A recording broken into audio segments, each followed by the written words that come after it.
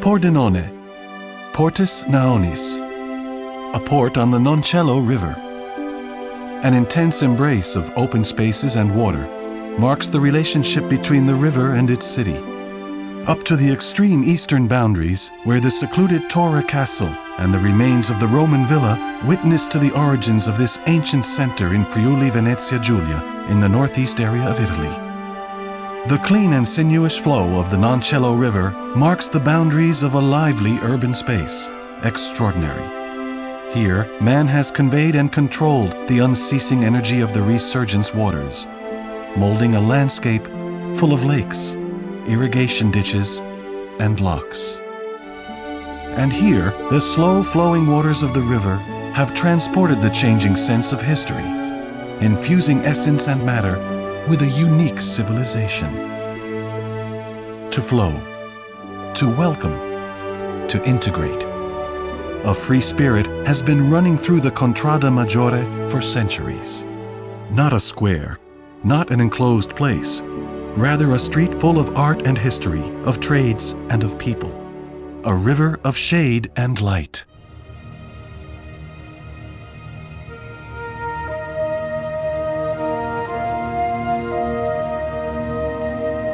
Pordenone runs lengthways, and its beauty is best grasped in perspective. A vibrating, different beauty that expresses an original identity.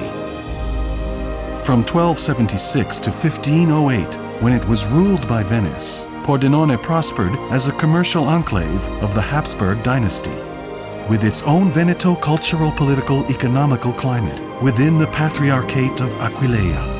What takes shape is defined by Pasolini as a linguistic island almost at the center of the Friuli region, the result of a different history and thus of a different civilization, intended as outlook. An open and dynamic outlook, grasped as if in a snapshot by the coat of arms dating back to the 14th century. A door opens up of flowing waters over the red and silver colors of the House of Austria. In Pordenone, everything flows, even your glance that stops bewitched on the scenes of the Urbs Picta, the painted city. To the eyes of Beato Odorico from Pordenone, the apostle of medieval China, those facades would have looked like damasks illuminated by sunlight. After the fire in 1318, a new city emerged from the remains of the modest little wooden houses, with large brick buildings and tiled roofs of Romantic rigor, clothed by sensual Venetian, multicolored decors, where the charm of the trilobed windows opened up onto the geometric affresco shapes of the transient Gothic style. The Renaissance brought unprecedented freedom with it, winning the dramatic epidemics of the second half of the 15th century with its vital strength. Together with the elegant bell tower of the principal church and the picturesque loggia of the town hall, beyond the noble rooms with their courtly affrescoes, beyond the cloisters of its silent convents, Pordenone draws the curtain wide open to reveal a splendid 16th century.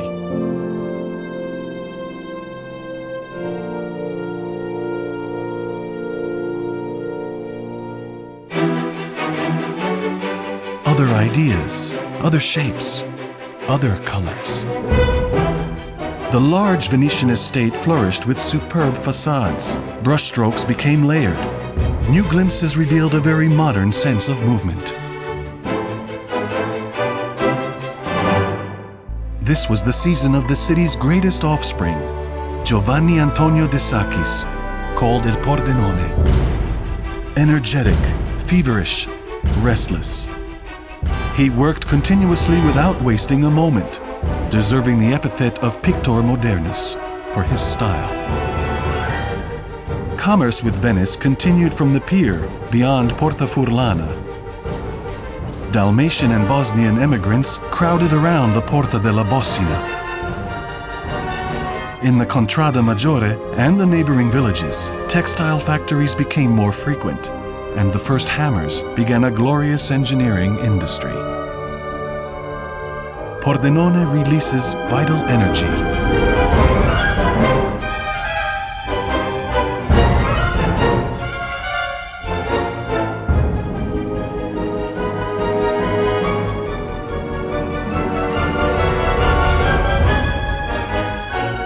ebbs and flows. After almost 3 centuries of Venetian rule, with an interval of Napoleonic domination, the city returned to Austria and entered the Industrial Revolution. The river trading waters fed a new driving force. The courage of businessmen from Lombardy, Austria, and Switzerland created a cutting-edge textile economy and molded an original urban landscape, witnessed to today by a charming system of artificial lakes. Torre, Rorai Grande, the almond cotton mill. The cotton mills were established together with the paper mills and employed up to 12,000 workers. The Napoleonic Road and the Venice-Udine Railway anticipated the unification of Italy in 1866 by a few years. Modern stone bridges were built across the Noncello River. Art and architecture found new inspiration. In 1883, the Little Manchester became one of the first Italian cities to have public electric lighting. Pordenone grew under a new light and matured a deep civic, working class, and business conscience. An innovative spirit that revealed itself in extraordinary feats, like that of the Galvani family, who transformed the century-old ceramic handicraft tradition into an activity of a high industrial level, attentive to market niches, to technological research and design, capable of making its brand well known around the world.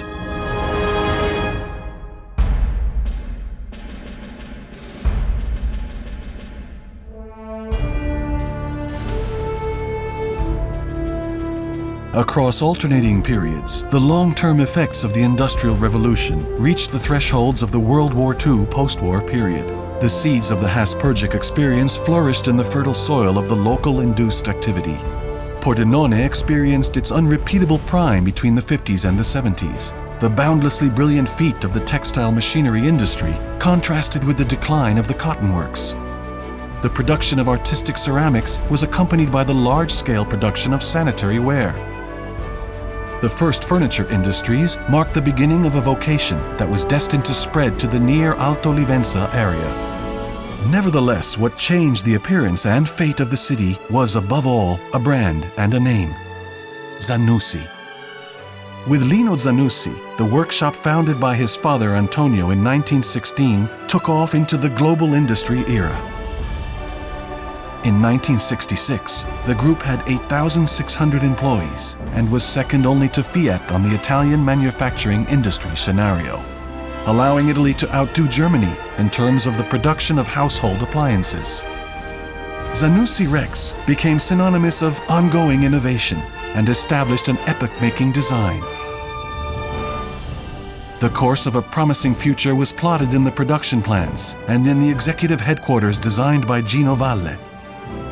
And Pordenone moved the barycenter of Italy's industrial economy further northeast.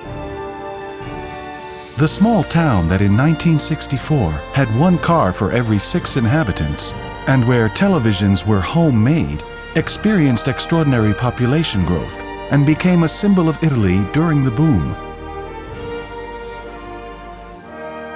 Never looking back, the newly born capital received new nourishment and continued to grow, cultivating the unsuspected resources of a metropolitan imagination between the creases of a ruffled vitality.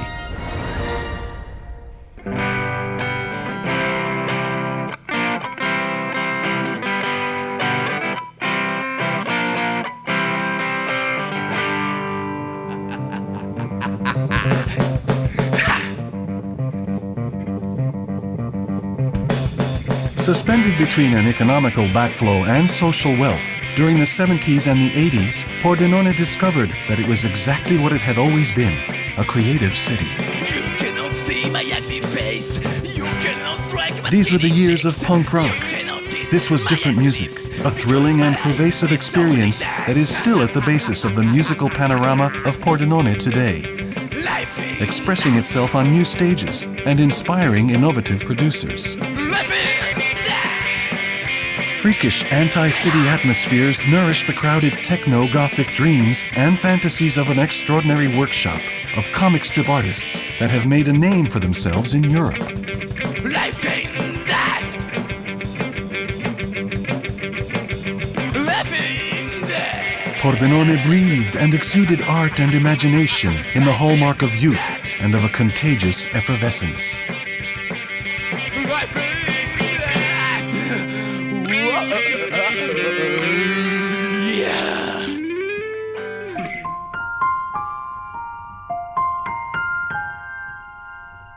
Independent experiences gradually converged towards a new awareness. The great theatrical season was opened. Likewise, the book trade and the literature one. In this expressive crescendo, the city did not forget its ancient spirit of hospitality, inventing events that opened its gates to the world.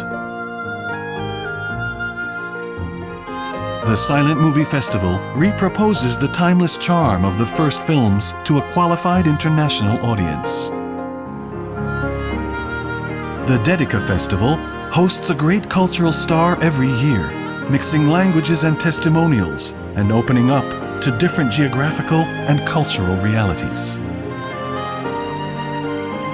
Pordenone Legge is the name of the Great Book Festival, a celebration that blends rigor with lightheartedness, amusement with meditation, encouraging a dialogue between authors and readers who have the same love for literature by organizing paths and meetings.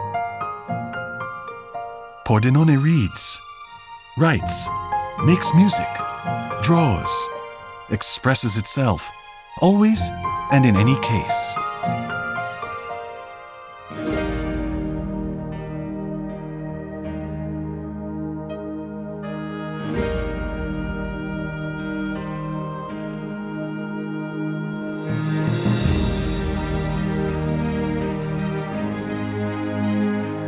In this climate of diffused creativity, the city also transforms itself by means of new architectural models. The Beato Odorico Church, Mario Botta from Ticino, puts a sacred place in a suburban neighborhood, a strong and geometric architectural space that communicates with the environment, bringing to mind the intimate spirituality of archaic Christian buildings. Not far from here, Otmar Barth creates the new Diocesan Center, a large multifunctional complex that is harmoniously integrated in the landscape and that hosts the precious Museum of Sacred Art, designed in an imaginatively elegant way. In Pordenone, architecture and urban planning also extend to sport. The Mario Agosti Athletic Stadium includes the cleverly designed raised indoor track and new roofed stands. The Bruno De Marchi Municipal Sports Center is a mixed sports center which expands passion for competitive sport into a real bastion of sport. These valuable works of art are situated at the boundaries of the belt of open spaces and waters that has been gradually exploited to become a municipal heritage. Century-old parks, historical buildings, and very charming romantic areas. Modern urban upgrading projects designed for play or for spare time. Vast private areas close to the river park, distinguished by extraordinary views of the wilderness. With 140 square meters of green spaces per person, Pordenone is one of the most ecological cities in Italy. It's a high-ranking municipality in terms of waste recycling and is extremely attentive to the quality of the environment and the most advanced demands of social life.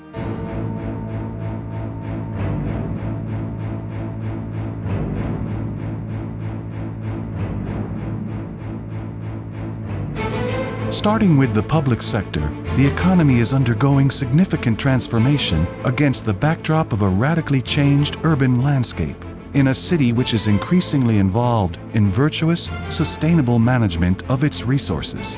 These days in Pordenone, a solid network of public subsidiary companies is able to offer excellent services, combining efficient organization and technological innovation, benefiting both individual citizens and the whole community.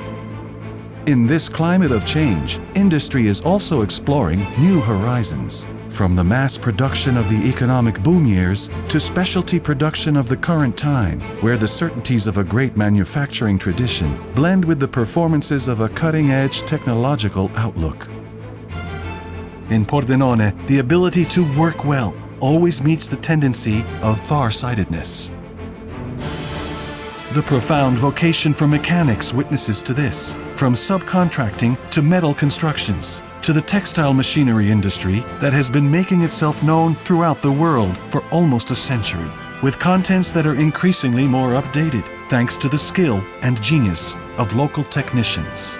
Complex challenges, extreme challenges, from micromechanics, where increasingly more refined and efficient processes add sparks of innovation to the products of customer companies, to the monumental high-tech that has conquered the world scene with works of absolute value. This intense productivity is inspired by a fertile design awareness that runs along the roads of engineering and explores the territories of a design that goes beyond fashion, set off by extreme care over details and by an innate passion for materials. An innovative approach designed within the new dimensions of ergonomics, home automation, and green technology, driving business toward new markets and alternative development and growth opportunities.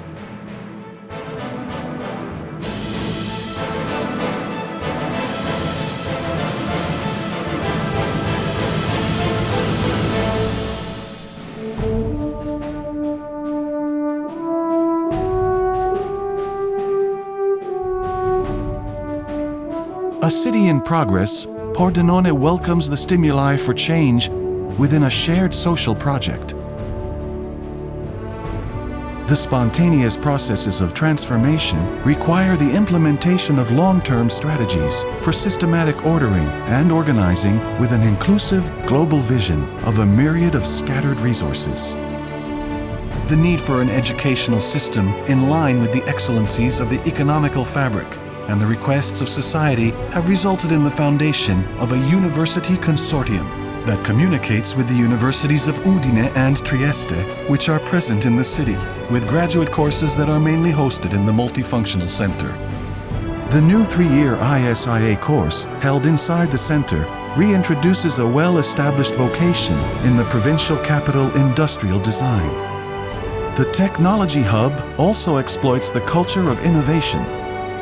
More than 40 businesses and startups based here are involved in research and technological transfer projects. The Villa Cattaneo Polo Young, a hotbed of new creative and cultural ventures, is coordinated from here. This network hub brings young startups and cultural promoters together. Here, collaboration with the university, science parks, national and international research centers turn creativity into an asset for the local area. A privileged shop window for these specializations is Pordenone Trade Fair organization that operates on renovated trade fair grounds that slope down towards the charming river landscape and offer a cutting-edge architectural design. Close by, the Interporto offers integrated logistics infrastructures with rail and motorway links, soon to be merged in a new intermodal freight terminal and transport hub. The road network and urban transports are subjected to a system logic, including new sheltered parking areas at the edge of the historic town center, road rail transport integration facilitated by the new coach terminal near the railway station. To link up, to communicate, to connect. Pordenone was the first city in Friuli-Venezia Giulia and one of the first in Italy to have a Wi-Fi network offering free internet access. A symbol of this all-inclusive redevelopment is the Giuseppe Verdi Municipal Theatre, with its articulate plan that contrasts with the flowing movement of the precious facade. A futuristic monument in which a centuries-old town passion that has its roots in the distant 16th century continues to be celebrated. Tradition and innovation also distinguish the elegant renovation of Palazzo Sbroiavaca and Palazzo Badini. city treasures now handed back to the territory for use by the local provincial administration. After the careful restorations that have respectfully transformed the Franciscan convent into a multifunction space, the Dominican convent has also been restored and preserved, becoming a modern multimedia library, set within the splendid 18th century cloister. A public space where you can read, study, and meet people. To share, a sentiment and a style that belong to Pordenone, as the extraordinary images of the most important event in the city's history describe the National Assembly of the Italian Alpine Regiment, which brought 500,000 people together in a joyful civil celebration. To share, a philosophy put into action by the Pordenone Museum Network, including the Palazzo Ricchieri Civic Art Museum, the Silvia Zenari Civic Natural History Museum, the Harry Bertoia Gallery, the Armando Pizzinato Modern and Contemporary Art Gallery, the charming green vestiges of Villa Galvani, where spring brings a rebirth of colors and fragrances at the MIRA Rose Garden. Flanked by the young Noncello River and recently expanded is the Western Friuli Archaeological Museum in the Castello di Torre, whose furthest evocations almost touch on the technological atmosphere of the nearby science center Immaginario Scientifico, on a magical site of springs. A cultural proposal which is not just a collection of artistic treasures and exhibition halls, but a wide-ranging, widespread project. An astounding route that touches the most charming locations in the Old Town Center and its extraordinary green suburbs. A laboratory of ideas handed down to the future and to the creativity of the new generations, where the meaning of history is grasped in its fascinating transformation, and where the city's most remote past meets with the imagination of tomorrow's city dwellers. New glances, new people. A new city to imagine and invent. Pordenone, a city.